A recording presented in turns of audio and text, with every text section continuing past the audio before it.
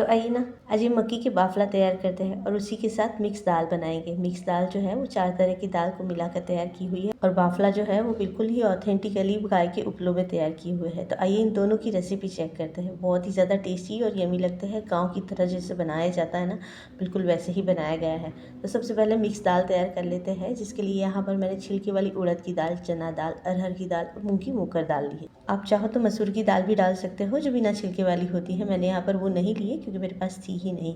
अच्छा, उसी के साथ सबसे पहले इन दाल को ना बहुत ही अच्छे से वॉश कर लेंगे। तो वॉश करने के बाद आप देख सकते हैं पानी कितना गंदा हो गया है, बिल्कुल ऊपर का जो पाउडर है वो निकल आया था। तो ये गंदे वाला पानी हटाकर दाल को करीब आधे घंटे के लिए भिगो लेंगे। तो यहाँ पर हमारी दाल जो है मैंने आधे घंटे के लिए भिगोने के लिए छोड़ दिया था।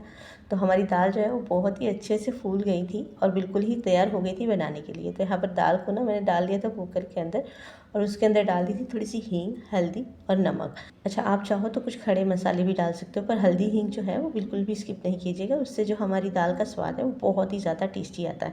उसी के साथ जब हमारी दाल बॉयल हो जाती है ना, उसी टाइम उसकी खुशबू आनी शुरू हो जाती है। तो हमारी दाल जो है पक गई थी।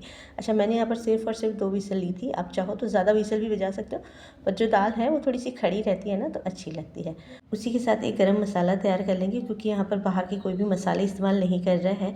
तो सबसे पहले थोड़ी सी दालचीनी, काली मिर्च और लौंग ले ली थी। इसी तरह सिलबट्टे के ऊपर ही इस तरह से मैंने कूट लिया था। आप चाहो तो मिक्सी में भी इसका पाउडर तैयार कर सकते हो, और वैसे आप चाहो तो ये वाला पाउडर बनाकर भी रख सकते हो, पर फ्रेश वाला बनाने से इसकी खुशबू जो है बरकरार रहती है। अच्छा, उसी के साथ लहसुन, अदरक और हरी मिर्ची थी, उसे भी इस तरह से मैंने सिलबट्टे पर ही कूट लिया था। सिलबट्टे पर कूटी हुई चीज़ों का स्वाद ही अलग होता है और उसका मज़ा भी दुगना होता है। आप चाहो तो मिक्सी में भी पीस सकते हो, मैं भी वो काम करती हूँ पर बहुत ही कम। अच्छा, मैंने यहाँ पर सिलबट्टा बाहर निकाला हुआ ही था, तो मैंने दोनों चीज़ें हैं जो इसके ऊपर ही तैयार की थी। तो यहाँ पर जो हमारी अदरक, लहसुन, हरी मिर्ची है वो भी बड़े अच्छे से पीस गई थी। अच्छा, आइए जल्दी से तड़का तैयार कर लेते हैं। तो यहाँ पर मैंने 1 बड़े चम्मच जितना ऑयल और 1 बड़े चम्मच जितना घी ले लिया था। इन दोनों से इसका स्वाद जो है बढ़ जाता है। अच्छा, थोड़ा सा जीरा और हींग डाल ली थी। उसी के साथ सूखी वाली लाल मिर्च, तेज़पत्ता डाल लिया था और साथ ही साथ जो हमने पेस्ट तैयार की थी ना वो डाल दी। सारी चीज़ों को बहुत ही अच्छे से सौते कर लिया था और उसके बाद रेगुलर वाले मसाले जो हल्दी, मिर्ची, धनिया होता है वो डाल लिए थे।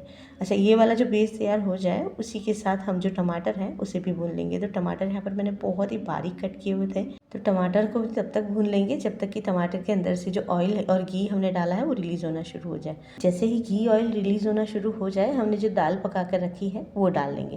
अच्छा, दाल को डालते टाइम आप चाहो तो कंसिस्टेंसी के हिसाब से आप पानी और ऐड कर सकते हो। मैंने ज़रूरत से ज़्यादा पानी नहीं डाला था, क्योंकि ये वाली दाल जो है हमें बाफला के साथ खानी है, तो ज़रूरत से ज़्यादा पतली नहीं करनी है। अच्छा, उसी के साथ जो मसाला हमने सिलबट्टे पर पीसा था ना, दालचीनी, काली मिर्च और लौंग वाला, वो वाला जो गरम मसाला हमारा खुद का तैयार किया था ना, वो डालेंगे और थोड़ा सा नमक डालेंगे। अच्छा, उसे अच्छे से बॉईल आ जाने देंगे। तो हमारी दाल जो है अब लगभग पककर तैयार हो गई थी।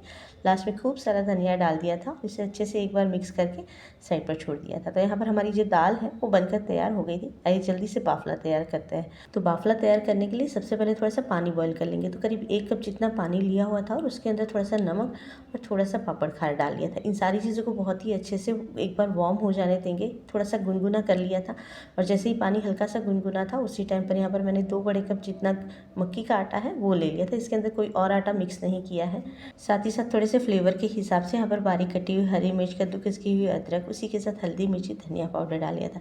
थोड़ा सा नमक और काफ़ी सारा धनिया डाला था। अच्छा, नमक डालें ना तो थोड़ा ध्यान रखिएगा, जो पानी हमने बॉईल किया हुआ है उसमें भी थोड़ा सा हमने नमक ऑलरेडी ऐड किया हुआ है। तो ये जल्दी से आटा गूँथ लेते हैं। अच्छा, यहाँ पर मक्की का बाफला तैयार करने के लिए आप चाहो तो प्लेन मक्की का आटा भी ले सकते हो, पर मसाले डालने से मक्की का जो बाफला तैयार होगा ना, आप चाहो तो उसे प्लेन भी खा सकते हो और आप चाहो तो दाल के साथ भी खा सकते हो। दोनों कंडीशन में बाफला जो है वो बहुत ही टेस्टी लगता है। अच्छा, जब आप इसका आटा गूँथे ना तो थोड़ा सा हथेली से इस तरह से गूँथिएगा जिस तरह से मैंने किया हुआ था। इस तरह से करने से जो ये हमारा मक्की का आटा है वो थोड़ा सा चिकना हो जाएगा और उससे हमारी जो भी चीज़ बनाते हैं, जैसे कि रोटी बना रहे हो या बाफला बना रहे हो या बाटी बना रहे हो, सारी चीज़ें ना बड़ी सॉफ्ट सी तैयार होती है। तो जो डो आपने तैयार किया है उससे एक बड़ा सा बॉल तैयार कर लीजिए और उसके ऊपर छोटा सा इस तरह से निशान बना लीजिएगा। यहाँ पर जो पानी है वो मैंने बॉईल कर लिया था। पानी जो है वो बिल्कुल नॉर्मल वाला पानी लिया हुआ था, इसके अंदर कुछ भी ऐड नहीं किया हुआ है।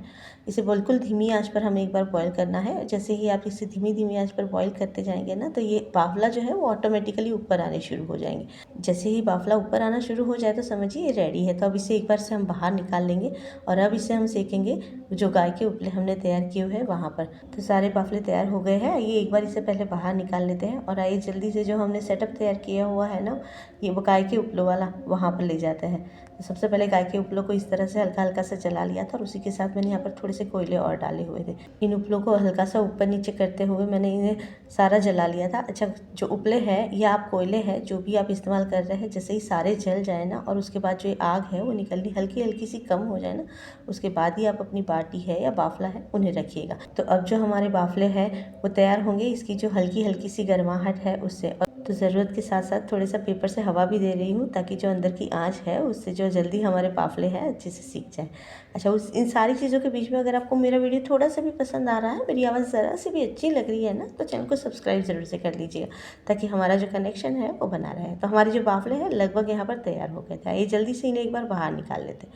अच्छा, इन्हें जब हम बाहर निकालेंगे तो आप इसे एक कोशिश कीजिएगा, कपड़े से इसे पोंछ लीजिएगा। मैंने भी किया था, मैं इसको थोड़ा सा सीन लेना भूल गई हूँ तो स्किप हो गया है। अच्छा, इसी के साथ इसे हम डाल देंगे गरम गरम घी के अंदर। तो यहाँ पर मैंने ऑलरेडी पहले भी बाटी बना रखी थी तो वो वाला घी जो है मेरा गरम ही है।